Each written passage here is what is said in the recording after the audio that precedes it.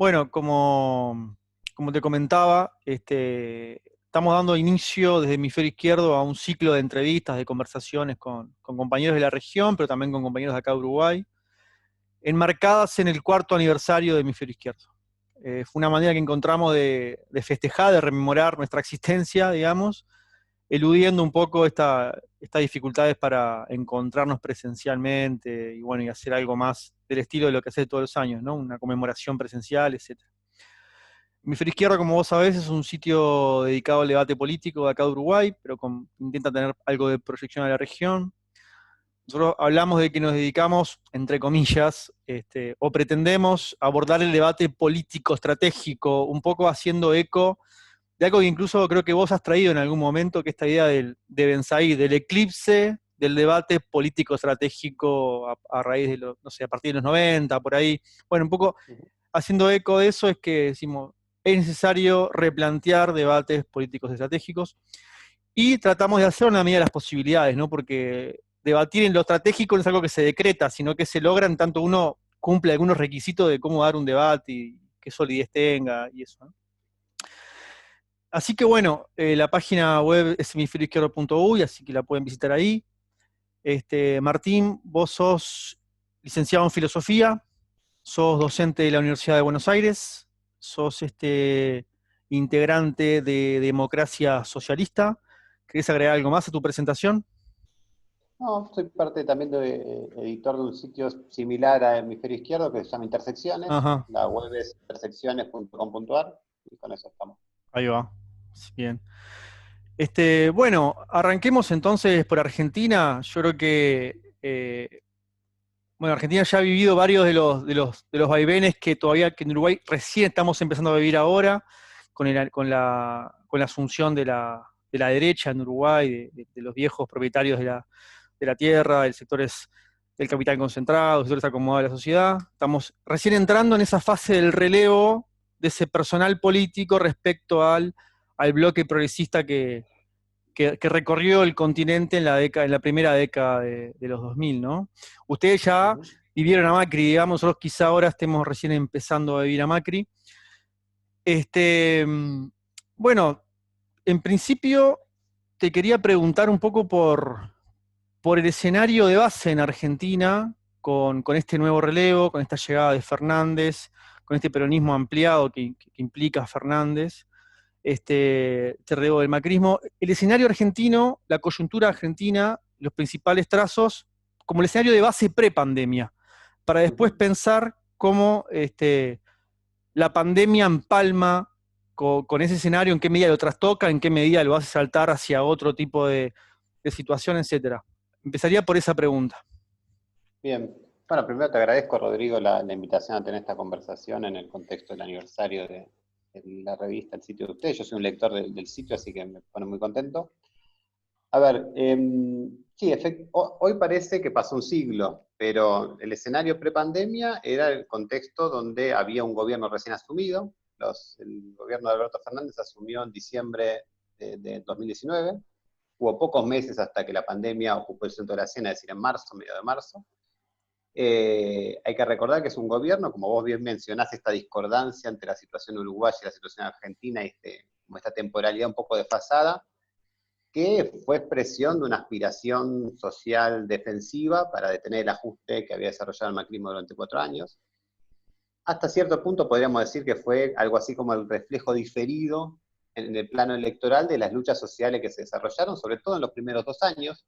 Hay que ver si hubo un reflujo sobre el último ciclo del macrismo, de la movilización social, y tal vez más expectativa en el terreno electoral, y que se encontraba en una situación bastante compleja. Por un lado, encumbrado como producto de esta aspiración social a detener el ajuste, reactivar la economía y retornar a algunas de las políticas redistributivas que la población conoció en el ciclo progresista, en el ciclo del kirchnerismo, pero en un contexto recesivo, donde la situación, ya no existe el superciclo de las commodities que benefició a todo el periodo, a todos los gobiernos latinoamericanos, y sobre todo, también a los gobiernos progresistas que tuvieron un margen de maniobra económico que les permitió implementar medidas de corte redistributivo, y con un ajuste económico que desarrolló el macrismo, que vamos a decirlo así, en términos capitalistas quedó a mitad de camino, ¿no? En realidad hubo una situación paradójica porque la población lo sintió como enormemente lesivo y para las clases dominantes fue muy modesto.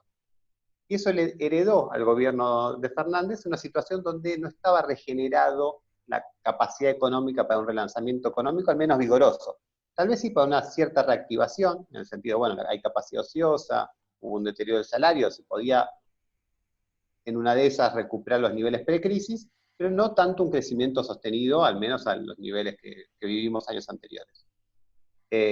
Siendo Argentina un país que arrastra un estancamiento económico ya de muchos años, ¿no? 2011-2012 empieza el momento donde el gobierno, en su momento de Cristina, entra en una situación de estancamiento que se prolonga casi una década ya a esta altura. Entonces, teníamos un gobierno recién asumido, el gobierno no tuvo medidas drásticas en los primeros meses, la medida más significativa fue la ley de emergencia social, donde fue un paquete que gira el Congreso con un conjunto de medidas que apuntaban a juntar recursos en el Estado, que tenía algunos aspectos positivos, por ejemplo, el aumento de las retenciones al sector agrario, al campo, aumento que ya había reinstalado el gobierno de Macri sobre el final, ¿no? Fue casi una bandera del gobierno de Macri eliminar las retenciones al campo, que fue una de las bases sociales fundamentales de su triunfo electoral, pero en el medio de la crisis tuvo que reponerlas y Alberto Fernández las subió un poco más. Pero también tuvo otros elementos mucho más negativos, como fue la suspensión de la movilidad jubilatoria, que quiero recordar, la movilidad jubilatoria que se implementó en 2017 fue aquella que suscitó la movilización de masa más importante contra el gobierno de Macri a fines del diciembre del 2017, pero que estaba calculado de tal forma que en este año iba a dar por primera vez una recomposición del ingreso de los jubilados. El gobierno de Fernández suspende esa movilidad, a cambio empieza a dar aumentos por decreto, pero globalmente todo indicaba que en un momento donde esa movilidad automática iba a dar una recomposición, se estaba eliminando esa ley en beneficio de un ajuste y un ahorro fiscal, que se pudo comprobar a lo largo de cuando pasaron los meses, todavía no hay una ley nueva, donde efectivamente la plata destinada a los jubilados se ha retraído.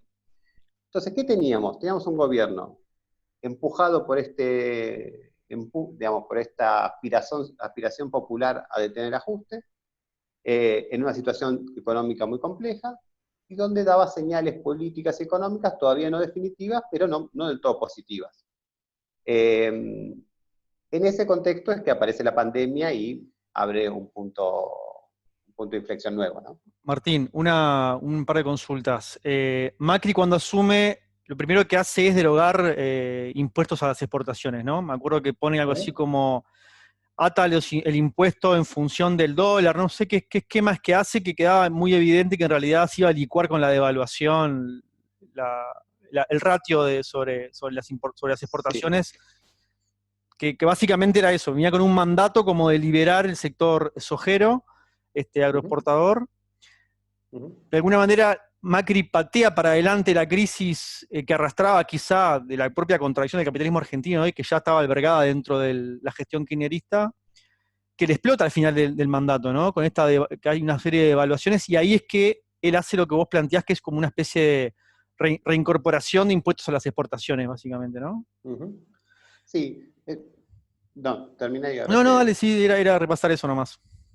Sí, cuando asume, toma varias medidas rápidas el gobierno de Macri, tal vez dos esenciales fueron efectivamente bajar abruptamente las retenciones al sector agropecuario, efectivamente había una presión social y todo el sector vinculado a la producción de soja o a la producción de productos primarios fue su base electoral y tenía esta demanda porque había sido la tensión que dominó.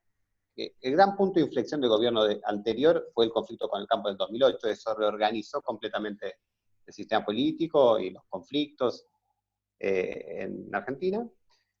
Ahí técnicamente no vale la pena meterse, pero ahí no fue que ató al dólar en el 2018 cuando tuvo que reinstalarlo como una señal de que el aumento de las retenciones era provisorio.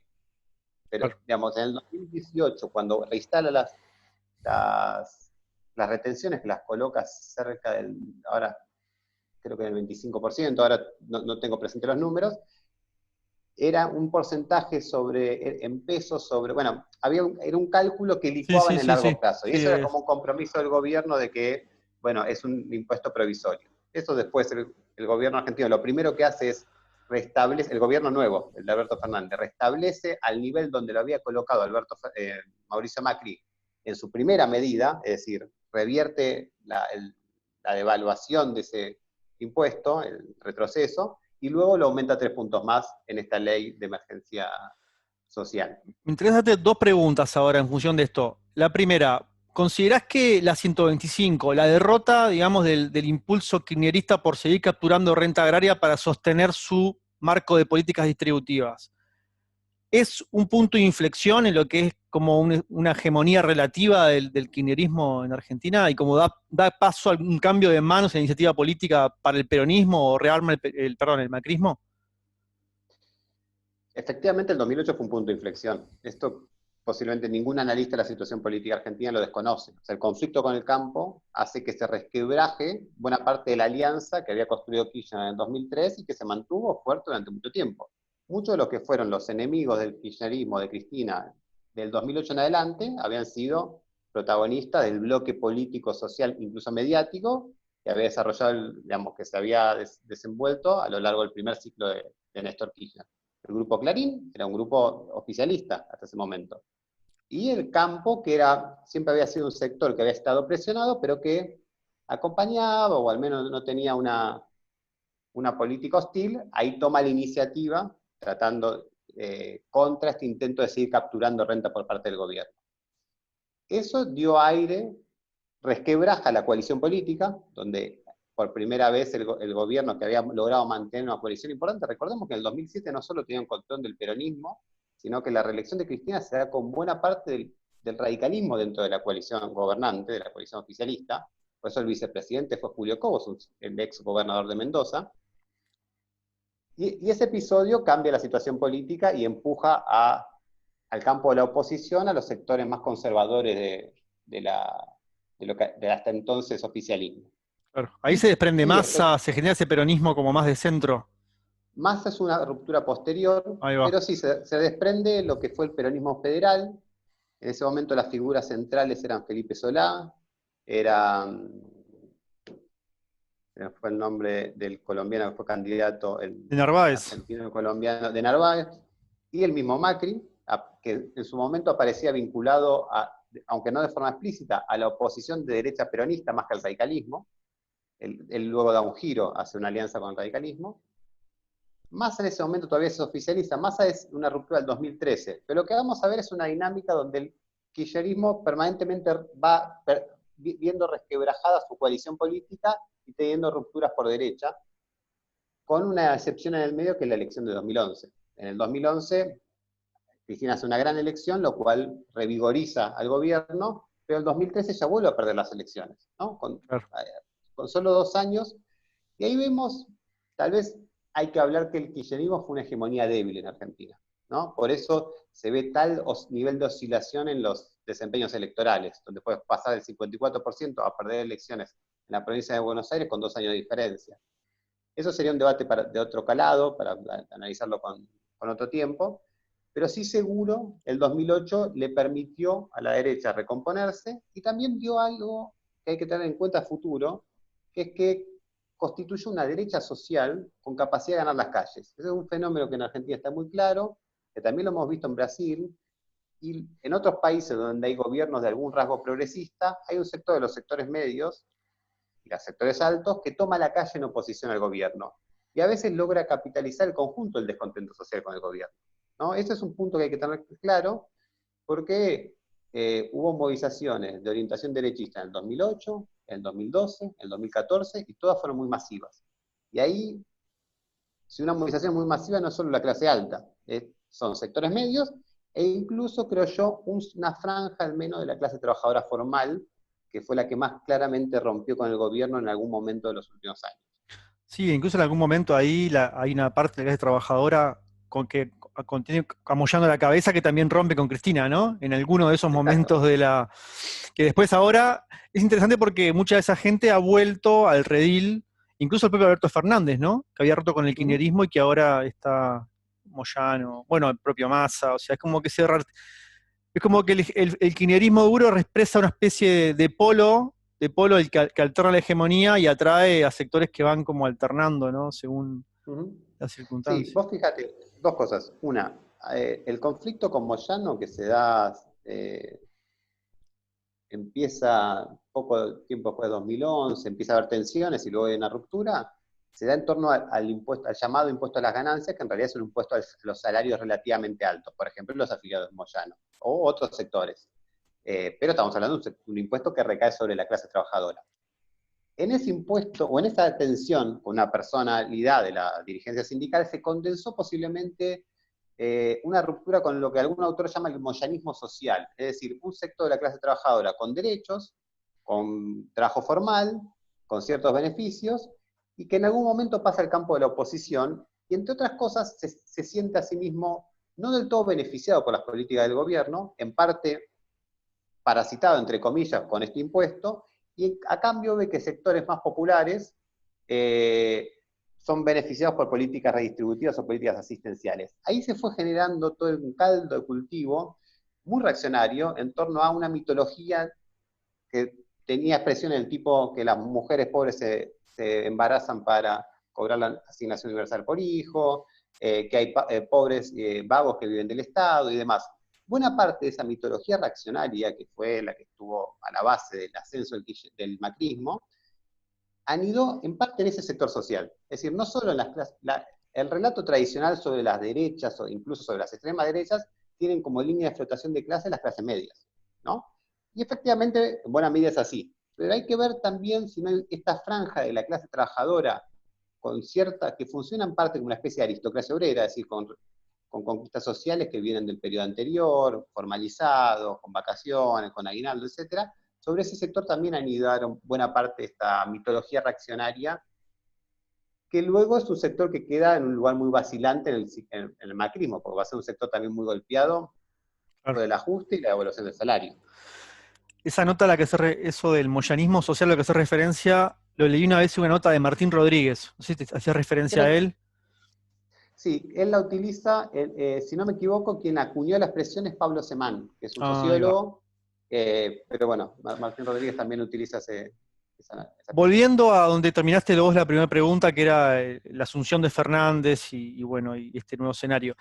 Antes de seguir con eso, te quería preguntar, ¿qué sectores identificás vos en términos más sociológicos que son los que empujan este regreso del kirchnerismo o el kirchnerismo ampliado al gobierno en Argentina? A ¿Qué, ver, qué capas sociales están detrás como de esa fuerza, ¿no? déjame aclarar algo introductorio que vos lo mencionabas recién. El kirchnerismo vuelve, o el peronismo vuelve al poder recomponiendo aquello que se había roto en el 2008, ¿no? Recomponiendo esa coalición, al menos con sectores provenientes del peronismo, que en el 2008 se empezó a agrietar el momento que el gobierno entra con un curso de mayores tensiones con las clases dominantes. De hecho, la figura de Alberto Fernández es muy simbólica en ese sentido. La designación de él como candidato a presidente está cargada de un fuerte simbolismo, pues es una de las primeras rupturas. Él rompe en el 2008 cuando se inicia el conflicto con Clarín y con el campo, ¿no? Es una figura que siempre se consideró muy cercana a Clarín y que ese curso de mayores tensiones con las clases dominantes lo consideraba inadecuado, etc. Entonces, lo que vemos ahora es una reconstrucción de ese viejo peronismo. Está Massa, está Felipe Solá, está Moyano, está la dirigencia sindical y está Alberto Fernández como coronando esta unidad. ¿Qué sectores sociales están detrás del gobierno de Alberto Fernández? A ver, yo no soy tan proclive a hacer una asignación muy directa de como sectores de las clases dominantes y posiciones políticas, ¿no? Creo que el bloque, o mejor dicho, que los gobiernos expresen de forma rígida distintos bloques de clases dominantes. Yo creo que eso es un poquito, habría que discutirlo con otro tiempo, tiene un resabio un poco instrumentalista, en el sentido que las clases dominantes tienen representantes políticos de forma muy directa, y también desconoce que en general la clase dominante en Argentina ha sido, los sectores dominantes dentro de la clase dominante han sido más o menos los mismos, ¿no? En todo caso, el vínculo con los gobiernos ha variado, pero, digamos, con modificaciones a veces no menores, por ejemplo, la hegemonía del capital financiero en los 90 o de las privatizadas y demás, no hay grandes modificaciones como tal vez sí hubo en otro ciclo, en el ciclo del empate hegemónico, digamos así, entre el 46 y el 76, donde sí había sectores en pugna que expresaban proyectos de país mucho más significativos. Dicho esto, en principio hay una base social popular detrás del macrismo, o sea, detrás del macrismo no, detrás del peronismo y el kirchnerismo. Yo soy un enemigo, o al menos un enemigo parcial, de la tesis de que lo que erosionó la capacidad electoral de los gobiernos kirchneristas fueron sus propias políticas redistributivas. Hay una hipótesis muy generalizada que dice que como los gobiernos progresistas generaron una nueva clase media, esa nueva clase media fue identificándose con las dinámicas aspiracionales y las representaciones del mundo de la vieja clase media y por lo tanto fue pasando progresivamente a la oposición. Yo creo que eso no es lo dominante, aunque puede existir. Yo creo que más bien los sectores más beneficiados por las políticas redistributivas y asistenciales del gobierno kirchnerista permanecieron fieles al gobierno kirchnerista, es decir, si analizamos el conurbano bonaerense, el grueso, digamos, la Avellaneda, Loma de Zamora, la zona sur, etc., son, no sé si seguirán, pero durante todo este ciclo fueron bastiones del peronismo, así que ahí hay un núcleo duro donde se mantiene esta correspondencia, fueron beneficiarios y se mantiene como una base electoral leal. Yo creo que vuelve hacia el peronismo ese votante, ese sector de la clase trabajadora formal. Acá vale la pena, para mí son interesantes los análisis de Juan Carlos Torre en torno a la dualización del mercado de trabajo en Argentina, que también tiene expresión en otros países latinoamericanos. Lo que analiza Torre es, bueno, evidentemente en Argentina tenemos una clase trabajadora dualizada, entre un sector informal, dependiente de la asistencia estatal, y un sector formal. Este sector más formal está mucho más predispuesto o es más receptiva a jerarquías rígidas, a políticas más conservadoras, culturalmente más conservador, y ha sido posiblemente la base social del peronismo de derecha en este último ciclo. En cambio, los sectores que dependen de forma más directa de la asistencia social son los que se permanecieron más fieles a la figura de Cristina, al kirchnerismo y demás. Posiblemente estos dos sectores, que tienen mucha tensión en sí mismos, ¿no? Es como, no me acuerdo, Malamud, un sociólogo argentino que vive en Europa, dice algo así como el taxista peronista que se queja del piquetero peronista que le corta la calle, digamos, ahí hay como una tensión al interior de la clase trabajadora que posiblemente se haya reunificado en espanto con frente al macrismo.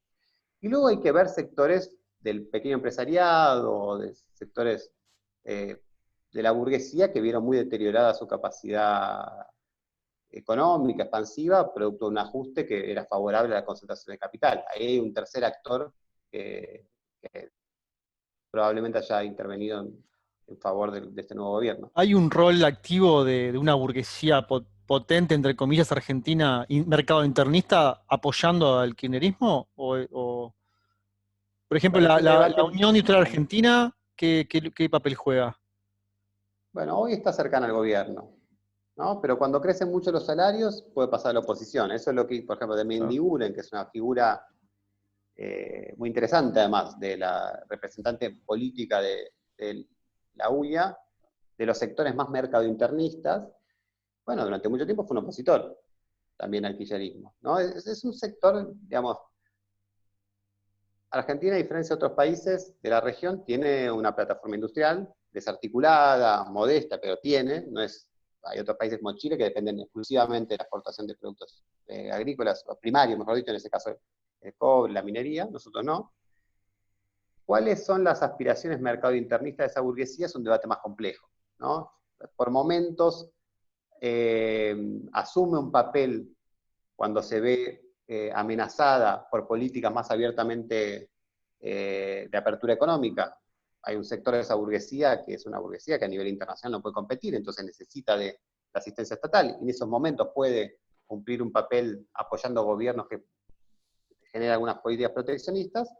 En otro, cuando suben mucho los salarios y demás, hay una aspiración del conjunto de la burguesía a aumentar las condiciones de explotación de la fuerza de trabajo. Entonces, La idea de que hay una burguesía argentina mercadointernista y que puede ser el agente económico de un desarrollo económico nacional independiente es una idea que yo creo que hay que descartar. Es una Puede idea haber muy movimientos, peronista, por cierto, ¿no? bueno, es básicamente la idea a la base del pensamiento peronista, ¿no? O Sí, del sí, sí, desarrollismo sí. hay del pensamiento cepaliano y demás. Yo creo que hay que Exacto. descartar más allá de cuestiones, ciertos movimientos, como un sujeto social vigoroso, yo creo que no. Acá llega mucho la figura de Guillermo Moreno, el ex secretario de Comercio argentino, como un peronista de pura cepa, que está con un discurso bastante confrontativo con lo que él llama las 1000 familias de la Pampa Argentina, ¿no? Que básicamente está con un planteo de confiscar todo lo que es la renta de esas 1000 familias, para con eso, bueno, en fin, apuntalar una política distributiva del peronismo, ¿no? Sí, Guillermo Moreno efectivamente es un peronista de pura cepa, con todo lo que eso significa. Por ejemplo, es un peronista muy reticente, o muy hostil, vamos a decir así, a los sectores del progresismo, o sea, del progresismo no peronista o de la izquierda. Eh, por otra parte, es como una especie de crítico por izquierda del gobierno actual, ¿no? Porque lo acusa de ser un gobierno, entre otras cosas, progresista, o sea, no peronista, en la medida en la cual no confronta a esas 100 familias, ¿no? Para él, el esquema mental de Moreno es de el pueblo, que incluye la burguesía, esta supuesta burguesía nacional mercadointernista, contra la oligarquía, que son esas 100 familias, y como el gobierno no ha tomado medidas duras contra ese sector, como fue tal vez el kirchnerismo hasta el 2008, ¿no? Que intentó capturar crecientemente sectores de la renta de ese sector social, él se muestra escéptico respecto al curso del gobierno. También es un sector, Moreno representa un sector que ha quedado como muy relegado en la distribución interna del poder, está muy vinculado a los presos políticos del kirchnerismo, muchos de ellos muy críticos con Alberto Fernández, y tal vez también con Cristina Fernández, ¿no? Julio De Vido y otros. Así que sí, ese es como un peronista que resume todos los componentes del discurso peronista, entre otras cosas sus aspectos anticomunistas, pero también fuertemente sus aspectos antioligárquicos. Es un Ah. personaje más pintoresco que importante en la política argentina, hay que decirlo. Bueno, ustedes tienen muchos personajes pintorescos, ¿no? Sí, sí, sí. De ahí a, por lo menos en comparación con nosotros, con Uruguay, que somos mucho más mesurados a la hora de proyectar personajes y figuras públicas. Bueno, siguiendo un poco el hilo que habíamos conversado, COVID-19, pandemia. ¿Cómo empalma eso? Bueno, en magnitud trastoca todo el escenario y dónde los pone ahora, ¿no? Bueno, la cuarentena obviamente fue un punto de inflexión decisivo, no solo en Argentina, en el mundo entero, y la magnitud y la escala de las transformaciones en curso a partir de la pandemia todavía no lo sabemos. O sea, cuál es la crisis económica que le sigue y cuál es el día después, es difícil, me parece aventurado apresurarse a hacer pronósticos. Podemos sí ver qué es lo que ya pasó, cuáles son algunas tendencias que podemos identificar. En principio el gobierno le dio otra centralidad. Un gobierno que recibía un país difícil y que está en una situación compleja, como te mencionaba al comienzo, toma una medida de protección sanitaria muy anticipada, ¿no? Los gobiernos latinoamericanos o americanos tuvieron la posibilidad de ver con anticipación lo que se venía y tuvieron un tiempo para armarse. En Argentina efectivamente se toma una medida de cuarentena muy rígida y muy anticipada que le granjea rápidamente un apoyo popular muy grande que quiebra la polarización precedente, porque los niveles de aprobación que logra Alberto Fernández, al menos en esos primeros días de la cuarentena, llegan al 80%, incluso un poco más, lo que significa que aquella situación que parecía muy resistente de polarización política, donde hay un 40% hostil al peronismo y muy afín al macrismo, a la derecha, logra quebrarlo al menos coyunturalmente.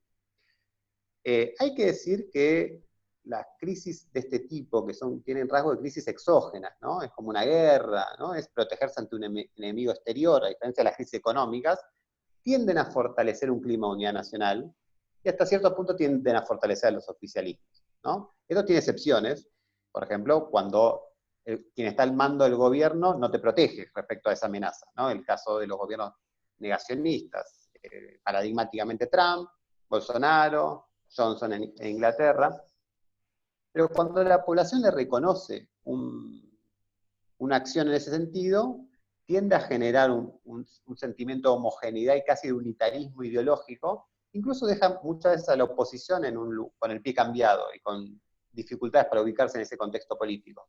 Porque si ejerce su papel de oposición parece entorpecer las tareas del gobierno para la protección sanitaria de la población. Yo creo que incluso se generan fenómenos de lo que Freud llamaría transferencia, ¿no? Como con un padre, ¿no? Bueno, está cuidando. Entonces, ha generado un nivel de apoyo popular importante. ¿Qué otras cosas han pasado? Bueno, hay que analizar el impacto económico y social de la pandemia, ¿no? Porque detrás de la pantalla de la pandemia también se están desarrollando fenómenos, un cierto ajuste silencioso, ¿no? Porque hay un gran parate de la economía. Esto tiene resistencia por parte de las clases dominantes, ¿no? Desde el inicio han sido hostiles en todos los países, ¿no? A que se frene la producción, porque quieren mantener la circulación de mercancías. Pero por otra parte hay un efecto que de largo plazo puede ser útil para las clases dominantes, que hoy día se está generando una especie de 2001, crisis 2001, por otros medios. ¿No? Estamos llegando a esos niveles de pobreza, a esos niveles de desempleo, se generan condiciones para una rebaja del salario, incluso en términos nominales. Ustedes tienen que tener presente que nosotros tenemos una inflación altísima, entonces la rebaja siempre del salario real, porque el aumento nominal no alcanza la inflación.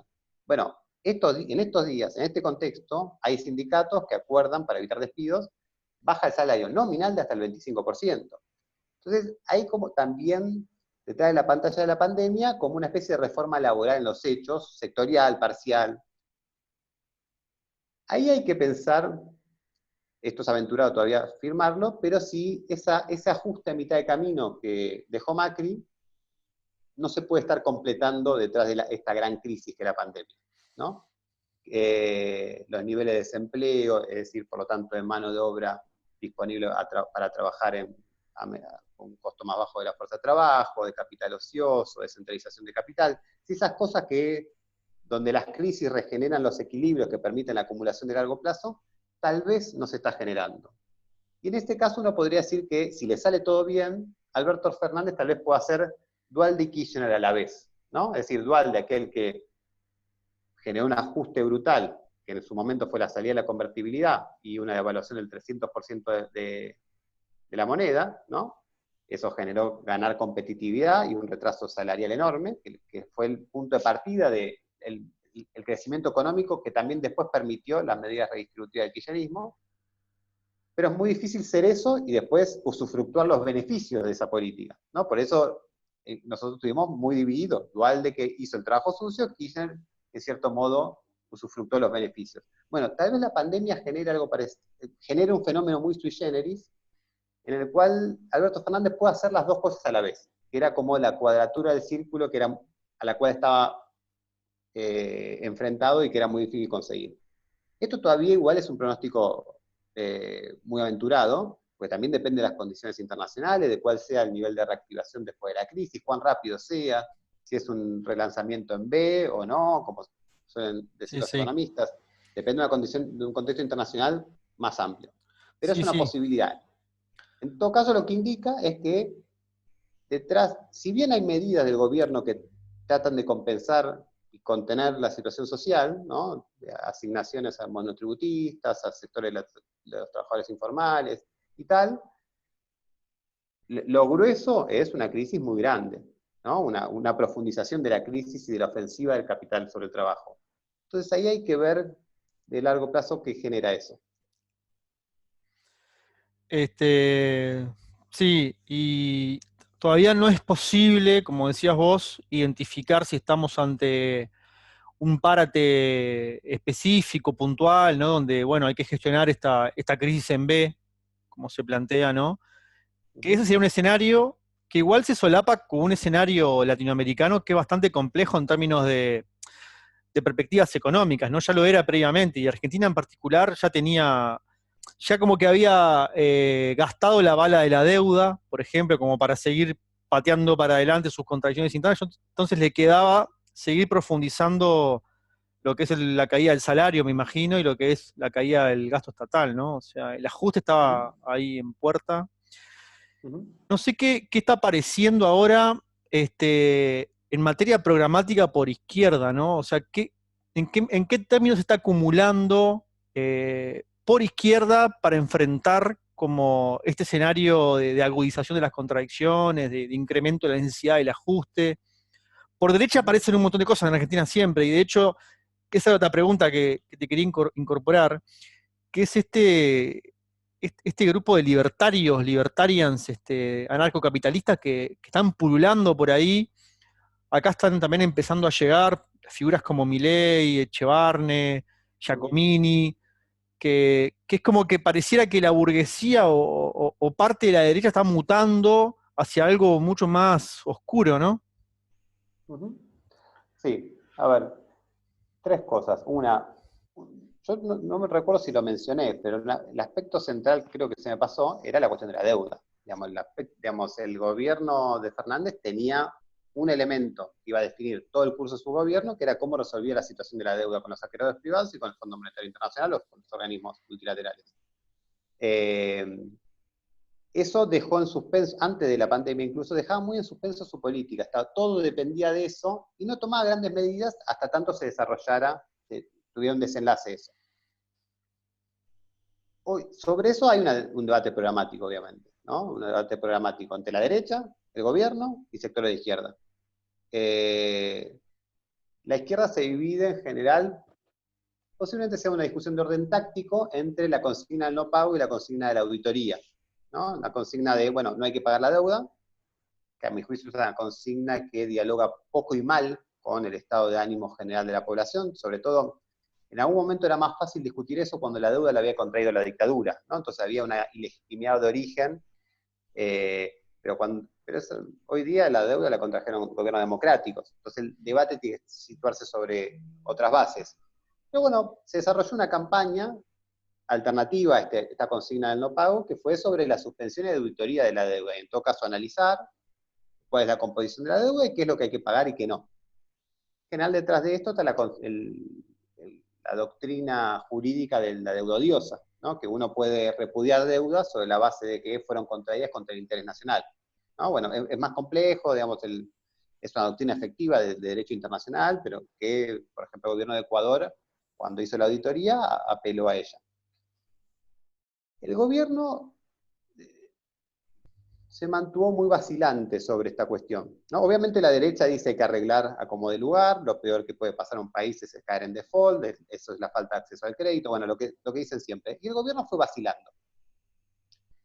Al principio y ahora dio muchas señales, y que creo que ahora se están concretando, de que el gobierno quiere acordar, ¿no? Se esperaba, la primera oferta de Guzmán, se esperaba una oferta mucho más agresiva, que en el actual contexto iba a llevar a un default, pero no fue una oferta, digamos, esto es complejo discutirlo, pero en el contexto actual, donde también pasó la pandemia y por lo tanto hubo una crisis económica internacional, los precios de los activos han bajado en todos lados, esos bonos que tienen los acreedores han bajado mucho de precio. En ese contexto, lo que tal vez hubiese sido una oferta hostil en un momento dejó de serlo, y además después mostró mucha disponibilidad a modificar su oferta, y hoy todos los indicadores van hacia un posible acuerdo con los bonistas.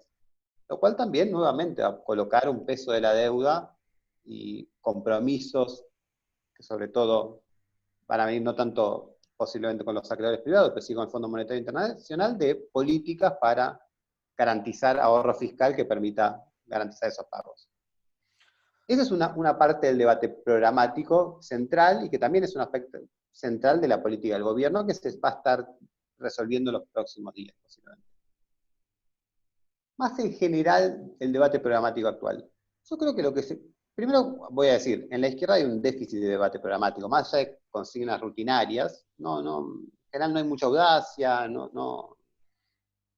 Ahora, la situación actual, tanto en Argentina como en el resto del mundo, es quién paga los costos de la pandemia, ¿no? Los costos de la inyección de liquidez y los paquetes de estímulo fiscal que desarrollan los gobiernos, los costos de la atención sanitaria, los costos de la emisión monetaria, todo eso.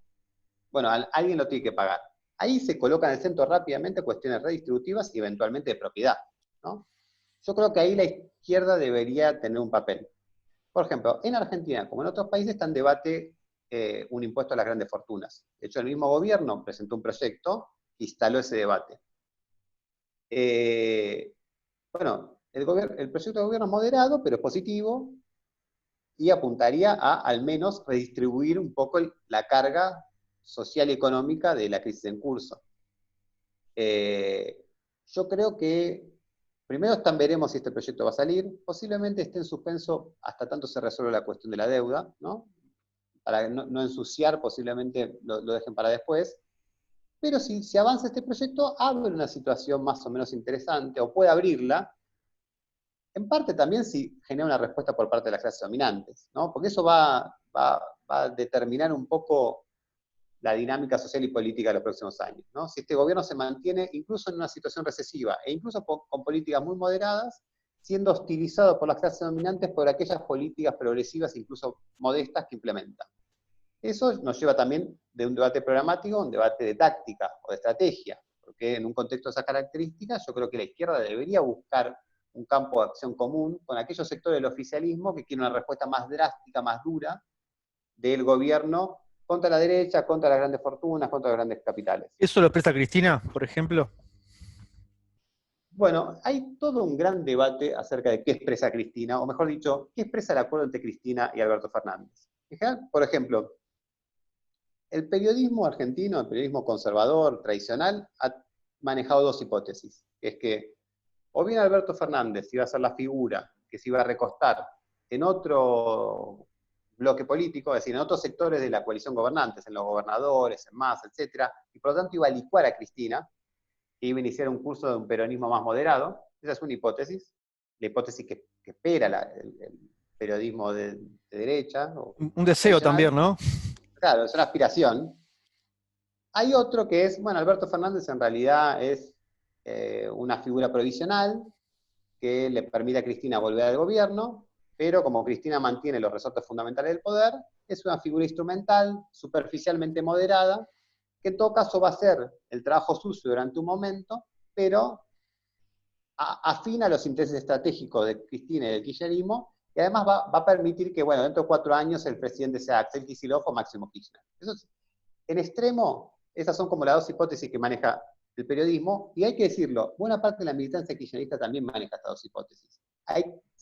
O mejor dicho, toda la clase, toda la sociedad y los militantes se preguntan qué clase de asociación es la asociación entre Cristina y Alberto Fernández, o qué desenlace va a tener esa asociación.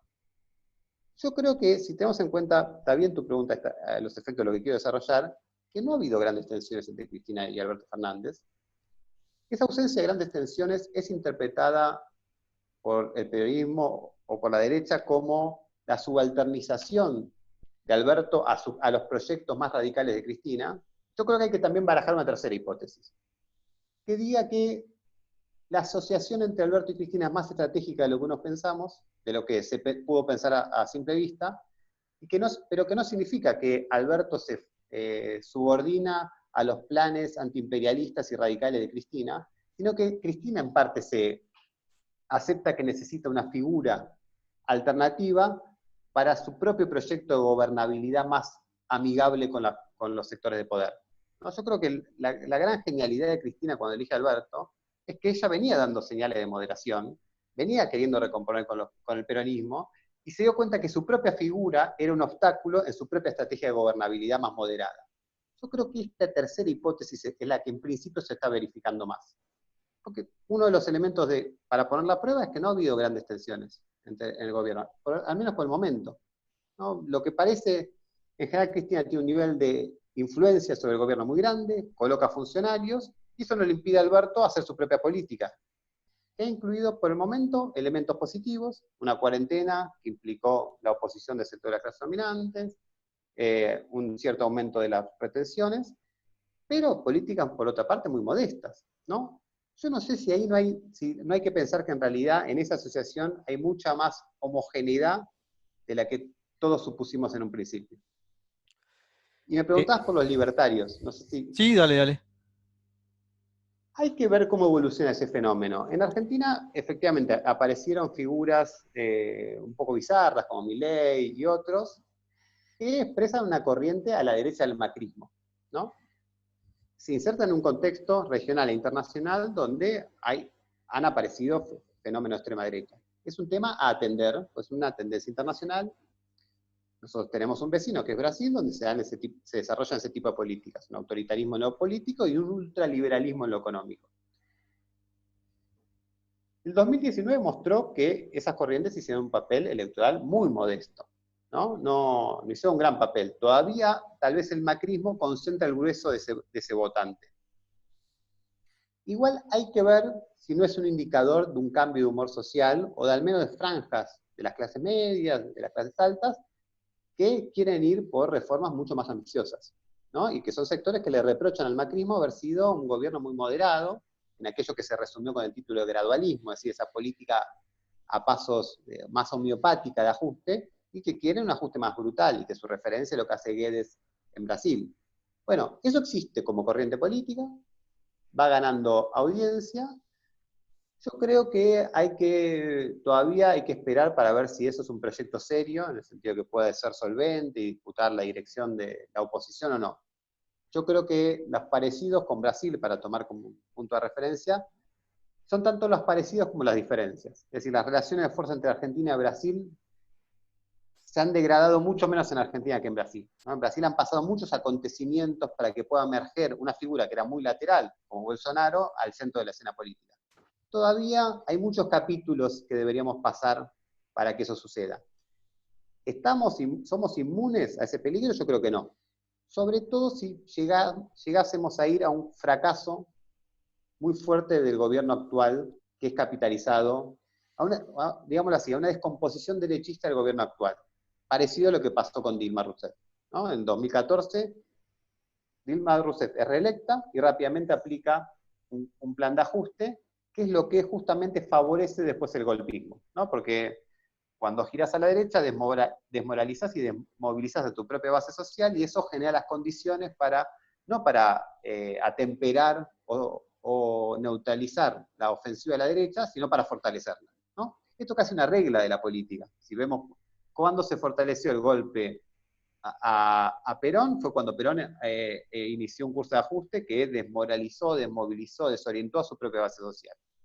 En los 70 también, el Rodrigazo generó una crisis tal que fue aprovechada por la derecha militar para dar un golpe. En Brasil, el gobierno de Dilma, cuando intenta calmar las presiones de las clases dominantes, es cuando más genera condiciones para que avance el golpismo. Bueno, Argentina puede ir en ese tránsito, ¿no? Si el gobierno de Fernández inicia un curso de giro más neoliberal, en donde empieza a decepcionar a su propia base social y además fracasa en términos económicos, ahí no podemos descartar el retorno a la derecha más agresiva.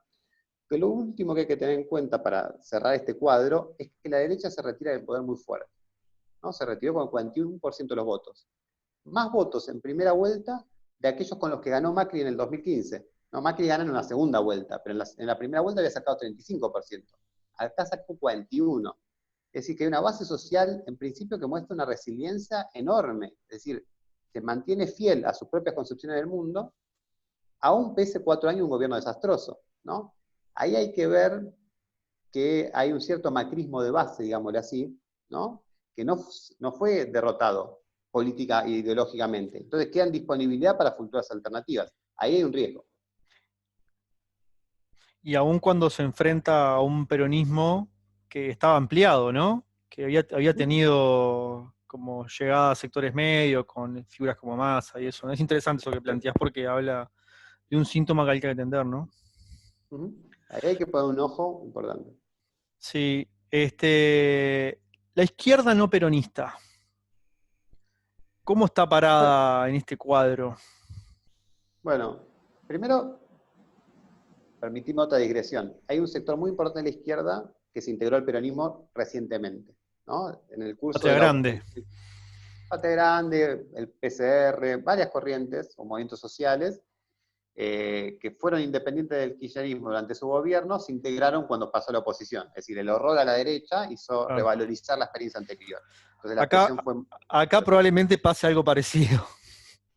Yo creo que es un poco una regla, digamos, es algo parecido a una regla, ¿no? Si, por ejemplo, el gobierno, las clases populares con el gobierno del PT también había empezado a hacer una experiencia, pero la experiencia de Bolsonaro bloquea eso. Entonces después el recurso que tenés a disponibilidad para ponerle un freno a lo que está pasando es la vieja experiencia. Entonces, eso es un primer dato. Una parte importante de la izquierda terminó integrada al kirchnerismo y hay que ver, yo no quiero hacer un juicio sumario sobre cómo se va a desenvolver. Todavía es demasiado temprano para decirlo. El grueso de la izquierda no peronista es el Frente de Izquierda, ¿no? Que hoy son 4 fuerzas, que son fuerzas, a mi juicio, de rasgos sectarios, rasgos ultraizquierdistas, ¿no? Es una rara avis, porque es una corriente de izquierda muy sectaria, pero a su vez que logró mantener una presencia electoral y parlamentaria muy fuerte, muy fuerte, estable, ¿no? Y significativa, un 3-4%, en 2013 llegó casi al 6%, y la persistencia lo fue transformando como una especie de corriente electoral, ¿no? Porque cuando vos repetís elecciones y te va más o menos bien, con tus vaivenes, bueno, generás como una especie de base electoral propia. Yo creo que eso es lo que pasó con el Frente de Izquierda. El Frente de Izquierda, sin embargo, hizo en la última elección su peor elección en mucho tiempo. Creo que desde el 2013, que fue una gran elección, solo en comparación con la primera elección del 2011 se puede comparar el 2015. Pero sobrevivió, ¿no? Sigue teniendo presencia parlamentaria y tal. ¿Cómo se está ubicando? A ver, uno de los partidos está en una crisis brutal, que es el Partido Obrero. Está en una crisis interna, fruto de una ruptura encabezada por su dirigente histórico, que es Jorge Altamira. Eso es un elemento. Después, el FIT, el Frente Izquierda, se caracteriza por tener muchas dificultades para dialogar con la sociedad y con la base social del peronismo, sobre todo cuando el peronismo toma alguna medida progresiva. Por ejemplo, partes de la política de Frente Izquierda frente a la cuarentena fue denunciar la militarización, identificando una medida de protección sanitaria como la cuarentena con una medida de cambio de régimen político, como sería si hubiera una militarización sistemática de la política argentina. Es cierto que la cuarentena es una medida coercitiva del Estado, eso no lo podemos dudar, pero es una medida, en principio, que tiene intereses sanitarios, que allí donde no se aplica es demandada por los sectores populares. Quien no aplica cuarentena es Boris Johnson, es Trump, es Bolsonaro. Es decir, en principio es una medida de protección popular social contra, en parte, los intereses de los capitalistas de mantener la circulación de mercancías. No quiero decir que estrictamente fue la posición del FIT, pero hubo posiciones o declaraciones que parecían deslizar eso. Después yo creo que al Frente Izquierda le ha pasado lo que le pasa a toda la oposición, que es en un momento mucha centralidad del gobierno, no logra encontrar una voz distintiva, o cumplir un papel. Entonces ahí ha quedado como medio desplazado. Y el tercer punto es, el FIT en parte es víctima de su propio sectarismo, su propia autolimitación sectaria. Cuando el Frente Izquierda podría estar proponiendo una política de exigencia sobre el gobierno, más que de investir frontalmente, criticando sus limitaciones y sus contradicciones y buscando un campo de acción común con los sectores más progresivos de ese gobierno, al menos con sus bases militantes, y por lo tanto estableciendo un diálogo con los sectores populares o la base social de ese gobierno, el FIT se queda arrinconado en una política de denuncia muy exterior y muy poco dialógica. Entonces yo diría que el Frente de Izquierdas cumple un papel, muestra el techo estratégico que ha caracterizado a esta fuerza. Después habría un tercer actor, si un primer actor es la izquierda dentro del gobierno, entonces otro segundo actor es el FIT, habría un tercer actor, más bien minoritario, de organizaciones de los movimientos sociales, de la izquierda social o izquierda radical, por fuera de estos dos bloques, ¿no? Que se mantiene a distancia tanto del gobierno como del FIT. Este sector es minoritario, ¿no? Y yo diría que en general se caracteriza por intentar mantener una política de independencia del gobierno, apoyando sus políticas progresivas, a diferencia de lo que hace el FIT, buscando canales de diálogo con los sectores sociales representados en el peronismo, o que al menos ven en el peronismo el instrumento para conquistas sociales progresivas, entonces ahí está la gente con la cual hay que dialogar, y que está dispuesto a tener políticas de unidad de acción contra ofensiva de la derecha. Yo con estos rasgos rápidamente podría describir cuál es el espectro o la ubicación ideológica de este tercer campo dentro de la izquierda, que hay que decir es muy minoritario, ¿no? Porque está estrangulado entre los dos grandes bloques, uno muy grande, que es el peronismo, y otro que para su escala es significativo, como es el Frente de Izquierda. ¿Vos considerás que, ya un debate más general, ¿no? Que creo que agarra el problema estratégico de la relación entre los sectores socialistas de la clase obrera y los sectores socialdemócratas de la clase obrera, los sectores, bueno, la política de los sectores medios, etcétera, que en la realidad de América Latina, que de alguna manera se repite este dilema estratégico, ¿no? Aparece en los 60, 70, con lo que es el peronismo en Argentina, lo que era el varguismo en Brasil, o sea, el problema como de una unidad estratégica más amplia que incluya sectores progresivos de lo nacional popular, como la plataforma desde la cual situarse en la guerra de posiciones que existe en América Latina, ¿no? O sea, ¿en qué medida este bloque nacional popular, por llamarlo de alguna manera, puede ser tensionado, puede tensionarse y puede evolucionar hacia posiciones que planteen un avance en algunos aspectos estratégicos sobre sectores concentrados, etcétera? Que me imagino que esta no es la línea del FIT o de la línea de algunos sectores de izquierda más, bueno, más sectaria, por llamarlo de alguna manera, que dicen, no, esto es parte de lo mismo, es parte del problema, hay que denunciarlo, hay que diferenciarse y hay que tener una línea de acumulación propia. Ujú. Sí, la línea tradicional sectaria que en Argentina representaría el FIT, ¿qué diría? Hay que esperar que las masas se desilusionen con las experiencias reformistas, populistas, y cuando eso suceda nosotros vamos a estar en condiciones para empalmar con ese desajuste entre las expectativas de las masas y su dirección. En general eso no sucede, ¿no? Entre otras cosas porque durante todo ese trayecto estuviste maltratando la expectativa de las masas en lugar de dialogando con ellas. Lo otro sí es el dilema estratégico de la izquierda socialista en América Latina. Yo te diría más, la forma que adquiere en América Latina es el diálogo con el populismo, ¿no? Bueno, al menos en algunos países. Algunos países tienen más peso de formaciones populistas. Argentina es paradigmático. México, Brasil, bueno, el varguismo fue un fenómeno más acotado, luego emergió el PT. Hay países que tienen un sistema político más europeo, más tradicional, como Chile, Uruguay incluso. Te diría, más en general, el dilema estratégico de una izquierda socialista, anticapitalista, es, para decirlo en términos clásicos, cómo conquista la mayoría, digamos, cómo pasa de ser una pequeña minoría a lograr tener una influencia significativa en la clase trabajadora, y por lo tanto, ¿cuál fue la táctica tradicional? Voy a ser muy clásico en este momento. La táctica del Frente Único. La táctica del Frente Único, formulada por la Internacional Comunista en los años 20, y buscaba un marco de unidad en acción con sectores reformistas, en aquel momento eran comunistas y socialistas, o comunistas y socialdemócratas, para como producto de esa experiencia común, que fruto de las vacilaciones de las direcciones en llevar una lucha común hasta el final, surgían las delimitaciones, y no como un hecho anticipado meramente ideológico de denuncia. Yo creo que eso, que en principio es muy simple, ¿no? Es el punto de partida del debate para cualquier izquierda revolucionaria o anticapitalista en el mundo. Somos minoritarios, las clases trabajadoras, las clases subalternas, están en general hegemonizadas por aparatos reformistas, socialdemócratas, populistas, llamemos como sea, pero ahí están el grueso de sus expectativas y tenemos que ver cómo trazar esa relación. Yo ¿Cómo? pienso que este es Sí, el... Sí. vale, disculpa. Seguí No, nomás, yo pensé que pienso habías que este es redondeado. el punto de partida de... A ver, es reconocer el problema, ¿no? Es reconocer el problema y las herramientas básicas. Luego hay, digamos, esto no tiene una resolución teórica, insisto, es un problema histórico y político no resuelto. Bueno, ¿cómo vamos efectivamente a dar pasos en esta guerra de posiciones, como mencionabas vos? Bueno, pueden pasar muchas cosas. Por ejemplo, ¿podría haber fenómenos de radicalización en esas formaciones que quieran ir más lejos que lo que sus propias direcciones van, o que producto de la desilusión con sus gobiernos estén dispuestos a tomar la palabra a sus gobiernos y tratar de impulsar un programa más radical? Bueno, es una hipótesis que no podemos descartar.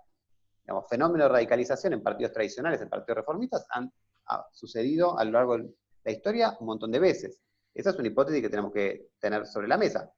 ¿Puede pasar eso o puede que no? Bueno, después las modulaciones nacionales, históricas, concretas, de cómo se desarrolla esto es muy difícil.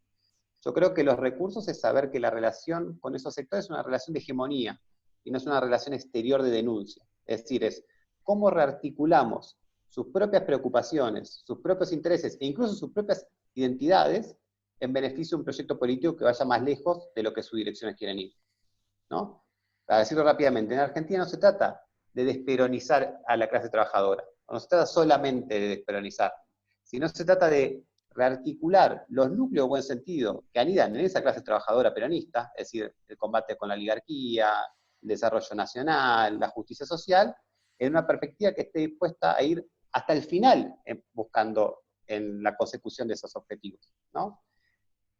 Esto es muy general, en parte no puede más que ser muy general, al menos para una discusión preliminar, ¿no?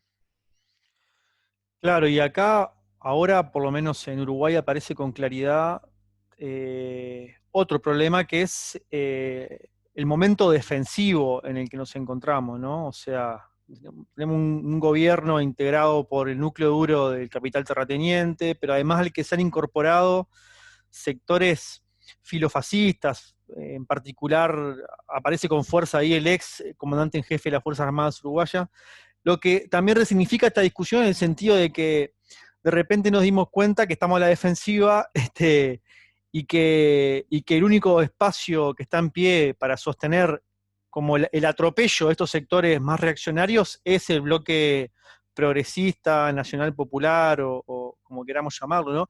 Incluso ahí aparece también el tema de la democracia formal, ¿no? Yo creo que, o la democracia republicano-liberal, en América Latina estamos, por lo menos con algunos compañeros acá en Uruguay, trabajamos con esta hipótesis, estamos tratando de pensar esta hipótesis, estamos como en un proceso de desfondamiento de lo que son las reglas de juego, o los pactos que inauguran la salida a las dictaduras del Cono Sur, ¿no? En el caso uruguayo hablamos de la crisis, el desfondamiento del pacto del Cunaval, que es el pacto que básicamente organiza la regla de juego de la recuperación democrática en Uruguay, ¿no? Como que hay riesgos incluso en ese sentido de que haya de vuelta giros autoritarios, quizá en el caso brasileño es el más evidente, ¿no? Donde eso está a la orden del día, es un problema ya inmediato. Empiezo por este último punto, que es el del peligro autoritario, las tendencias autoritarias a nivel internacional y regional. Yo creo que efectivamente, a ver, efectivamente hay una evolución autoritaria del capitalismo y del neoliberalismo.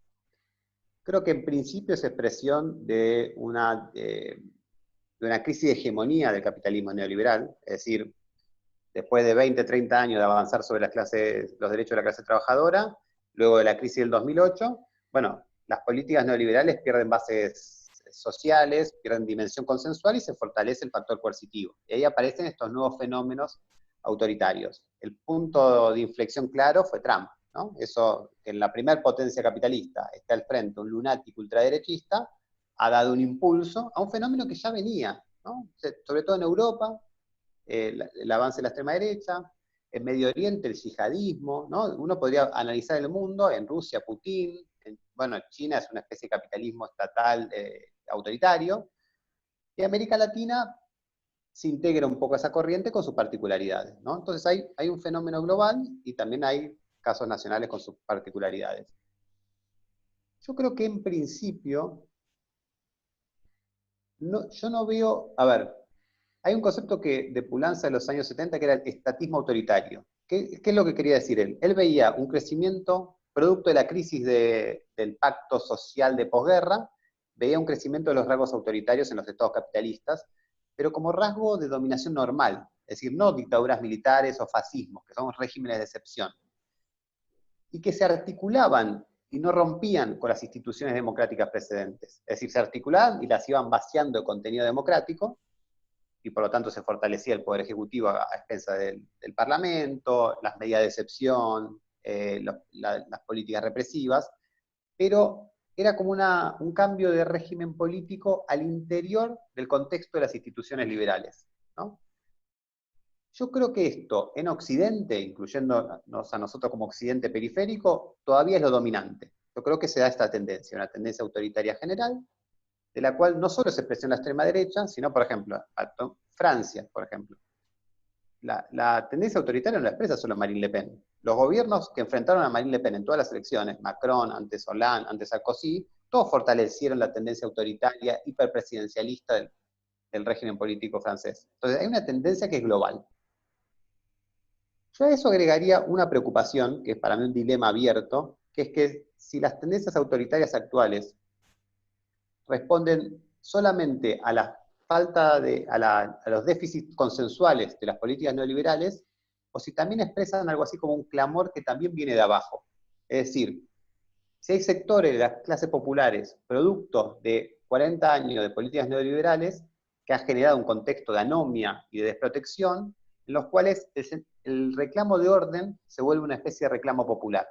Entonces ahí habría como subjetividades dañadas por el neoliberalismo con las cuales la extrema derecha dialoga muy peligrosamente.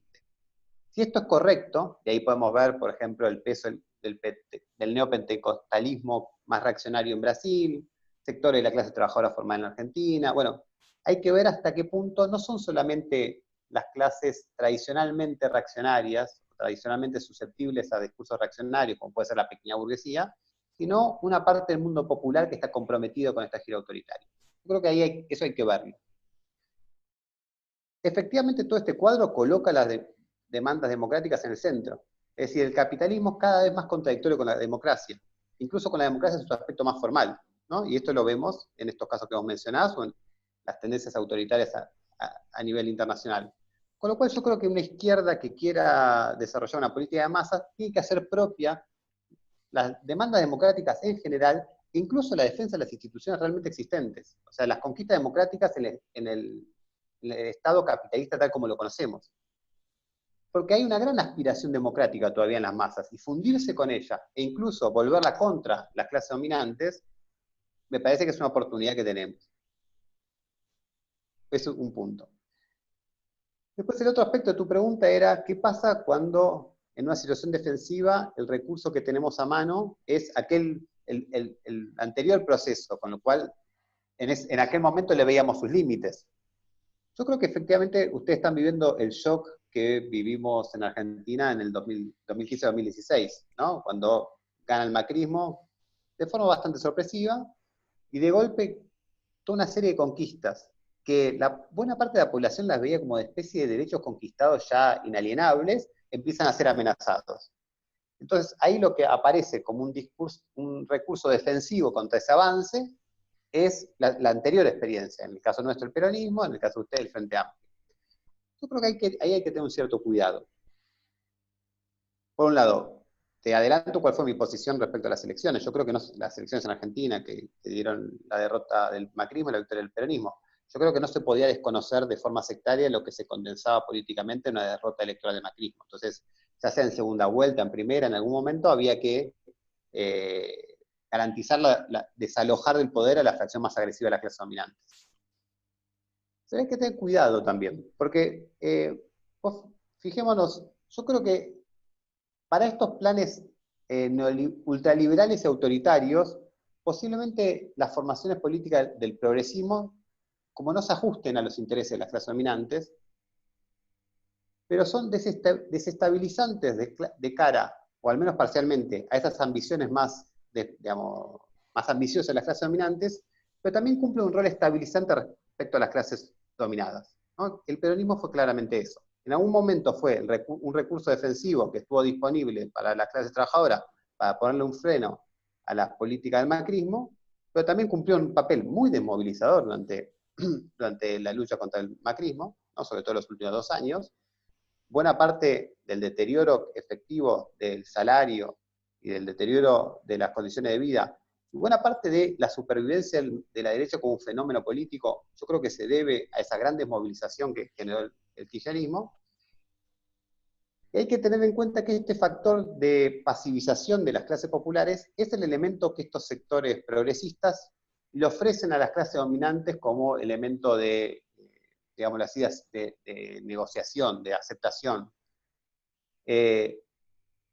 Porque estas coaliciones siempre tienen esos rasgos contradictorios. Tienen un programa más o menos progresivo, pero que implica limitar las luchas, pero también son portadoras de las aspiraciones de las clases populares que ponen sus expectativas en ellos. Y en cómo se desenvuelva esa contradicción, se va a dar el desenlace o las características de un gobierno de características progresivas. Si lo vemos desde el lado de las luchas sociales, es la misma contradicción. el peronismo es un agente de integración estatal de demandas y de subordinación política enorme, ¿no? Que en el 45 fue integrar la demanda de la clase trabajadora y subordinar políticamente a la clase trabajadora. En el 2003 fue integrar algunas demandas que provenían de la lucha de los derechos humanos y del movimiento piquetero y subordinar políticamente a esas demandas. Hoy es otro tema, posiblemente le toca al feminismo, ¿no? El gobierno de Alberto Fernández está comprometido con la legalización de aborto y también está produciendo una gran estatización del movimiento feminista, o al menos una integración al gobierno. Entonces, ahí yo creo que esta consideración pone un límite a esta expectativa, ¿no? Al menos implica moverse en un terreno más complejo, donde incluso si hay que recurrir de forma defensiva a votar a un gobierno para desarrollar a la derecha, hay que tener muy claro la necesidad de fortalecer proyectos políticos independientes. Porque, y esto es lo último que voy a decir al respecto, hay una fuerte responsabilidad de los progresismos en la recomposición de la derecha. El caso de Brasil es el más nítido. La derecha empieza a crecer cuando Dilma, primero, no da respuesta a las movilizaciones de 2013, que eran movilizaciones de rasgos progresivos, que estaban el sector de la juventud y la clase trabajadora, el trabajador del metro, etc. Y cuando luego de ganar, producto también de una aspiración defensiva para que no gane la derecha, pone a un neoliberal como economista y aplica un ajuste ortodoxo. Entonces, ahí hay una retroalimentación, ¿no?, entre el mal menor y el mal mayor, que no justifica una política, para volver a términos clásicos, tipo tercer periodo, es decir, poner a todos en el mismo plano, pero tampoco justifica una política de adaptación. Entonces, ¿cómo manejarnos en evitando una cosa y la otra? Es una complejidad. En Argentina ha sido una complejidad grande, ¿no? Bueno, la izquierda ha tenido distintas tácticas frente a la cuestión. Sí, más cuando como el núcleo duro del progresismo, sus figuras principales, sus intelectuales, tampoco es que está sacando mucho apunte sobre los límites de la experiencia, ¿no? Uno no ve con claridad que haya como un salto en la concepción estratégica de estos sectores, a pesar de que a partir de 2014, pero incluso antes en América Latina es cada vez más evidente como los rendimientos marginales decrecientes del progresismo o los límites directamente que tiene el progresismo para gestionar el capitalismo sudamericano cuando la soja no vale $600, ¿no? O cuando el petróleo no vale $100, por ejemplo. Ahí hay toda una polémica, entre comillas, programática para hacer que, bueno, ¿cómo nos pensamos programáticamente para una etapa que ya no es la misma que la anterior, ¿no? Que es la etapa que vio nacer el progresismo, vio desarrollarlo, pero también lo vio entrar en crisis y hay que sacar apuntes sobre eso. Te pregunto finalmente, Martín, por el feminismo, ya que lo mencionaste. En Argentina parece muy dinámico el feminismo, quizá de los lugares donde es más dinámico, incluso a nivel mundial. Creo que el cono sur incluso parece que Chile, Argentina, Uruguay, a nuestra escala, parece ser como un foco donde el feminismo es una fuerza social y política bastante contundente, que quizá también España, quizá con Francia, Estados Unidos, pero acá sin duda que es toda una novedad política.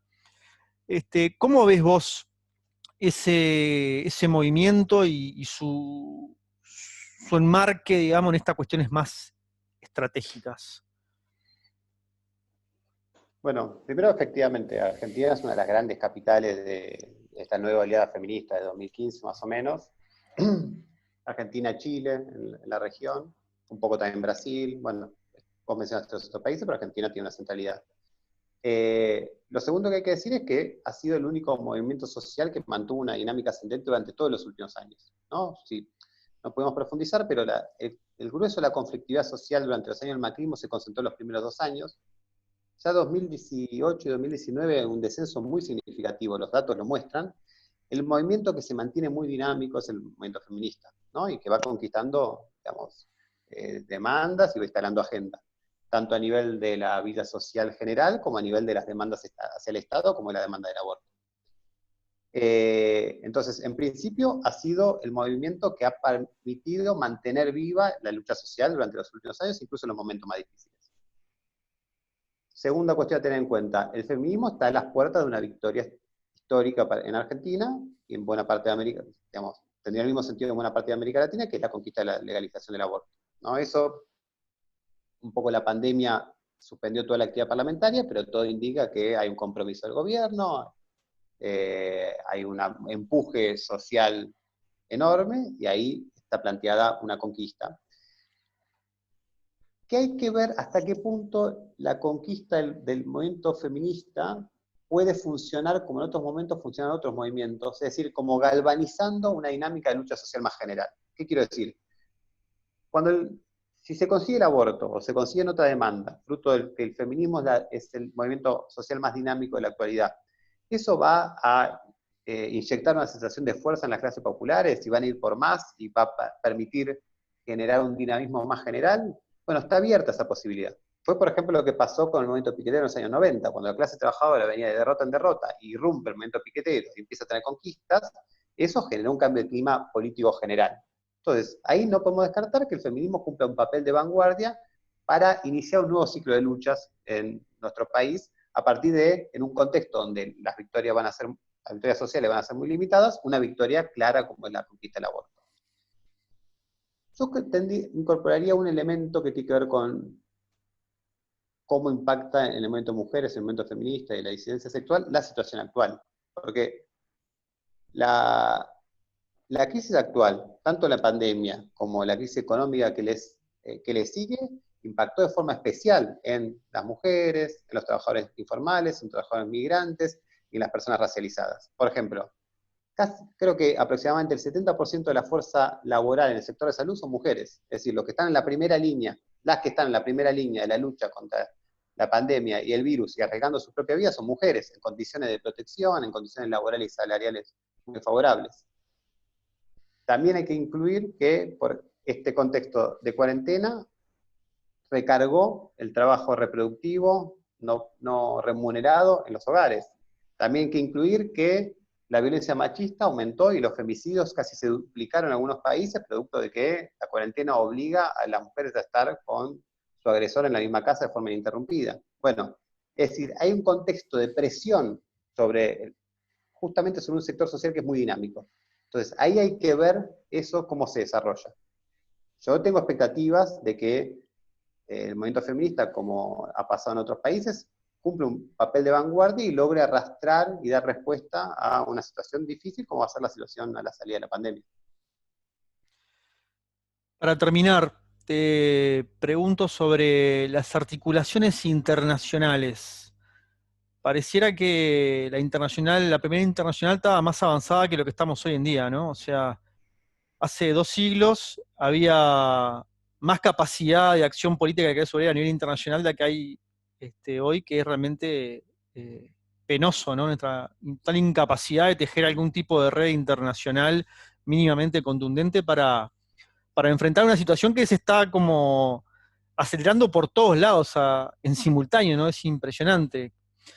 Que hay algo en la vuelta, que hay que empezar a pensar, cómo empezar a tejer algún tipo de articulación que nos ponga a pensar en clave internacionalista. Bueno, efectivamente es un tema que está planteado en agenda al menos, porque se nota mucho la necesidad, ¿no? La pandemia es justamente una coyuntura internacional, es decir, estamos toda la clase trabajadora del mundo expuesta a la misma situación. La crisis económica va a ser internacional. Entonces, en torno a las grandes crisis, muchas veces aparece planteada la necesidad de un polo político internacional que sirva de referencia. Sin embargo, posiblemente, como vos bien decías, comparando con la época de la Primera Internacional, nunca estuvimos tan débiles en la posibilidad de construir un polo político internacional. Yo creo que hay que tener en cuenta dos cosas. Una, la debilidad para construir redes internacionales es la consecuencia de la debilidad de la izquierda en el plano político. O sea, hay un dato que hay que tener en cuenta, es que antes de la pandemia, 2019 fue un año de impresionantes explosiones sociales en todo el planeta, ¿no? Chile, nuestros vecinos, pero también Colombia, Ecuador, Haití, Puerto Rico, Francia, los chalecos amarillos, Líbano, Argelia, Hong Kong. Hay un listado muy impresionante de movilizaciones, incluso explosiones sociales. Pero hay un nivel de desfasaje entre esas movilizaciones en el plano social y la capacidad de construir una alternativa en el plano político que es enorme. Incluso yo creo que es más grave que en otros momentos de radicalización internacional. Por ejemplo, el ciclo que se inicia en el 99 con la movilización en Seattle, el Foro Social Mundial, diciembre del 2001 en Argentina, las movilizaciones en Bolivia de la guerra del gas y el agua, las luchas contra la guerra en Europa y en Estados Unidos, tuvieron una cierta representación política, ¿no? Los gobiernos progresistas en América Latina, incluso experiencias radicales, como en Venezuela, como en Bolivia, cierto avance de la izquierda anticapitalista en Europa. Bueno, en 2011 hubo otro ciclo internacional, Occupy Wall Street, Los Indignados, la Primavera Árabe, con resultados más ambiguos, pero de ahí emergieron también fenómenos, Syriza, Podemos, Bernie Sanders, Corbyn. Hoy pesan como una losa los fracasos o las limitaciones de esas experiencias. Vemos que Bernie Sanders acaba de ser derrotado en la primaria demócrata, Corbyn acaba de ser derrotado en la interna del Partido Laborista, Syriza tuvo una capitulación escandalosa en el 2015, Podemos tuvo una progresiva adaptación y moderación, y los gobiernos progresistas latinoamericanos, incluso sus variantes más radicales como la de Venezuela y Bolivia, tuvieron limitaciones, una fue destituida por un golpe de Estado. Entonces, pensar el internacionalismo también es pensar la capacidad que tiene la izquierda, o las dificultades dramáticas que tiene la izquierda para proyectarse en el plano político. Lo que uno puede decir es que, sin embargo, estamos iniciando una crisis social y económica de magnitudes que no sabemos, muy grandes, pero no sabemos su alcance todavía, seguro más grande que la de 2007-2008, algunos ya empiezan a acercarla a la depresión del 29, y qué tal nivel de inestabilidad en el mundo va a dar lugar a fenómenos nuevos.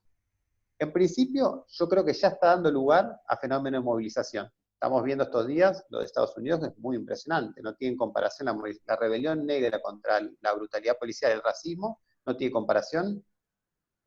El antecedente debe ser las movilizaciones por el asesinato de Martin Luther King en el 68.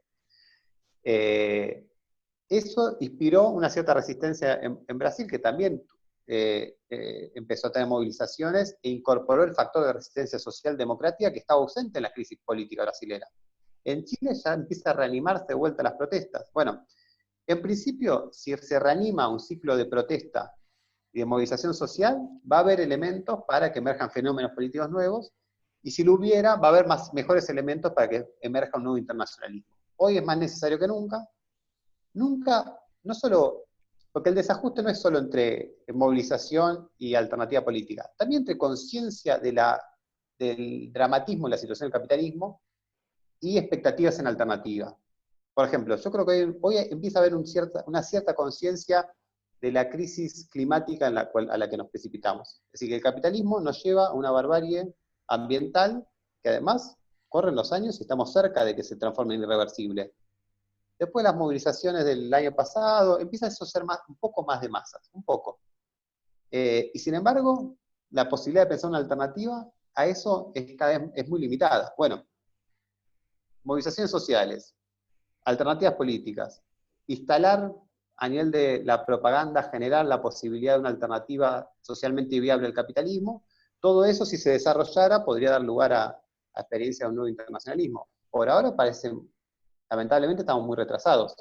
Y fenómenos como, solo un pequeño comentario, la Internacional Progresista que lanzó Varoufakis, parece más una ONG internacional que una internacional de verdad, ¿no? Digamos, la internacional es un fenómeno. Las internacionales históricas han sido fenómenos anclados en la clase trabajadora, que implica solidaridad y articulación de fuerzas políticas.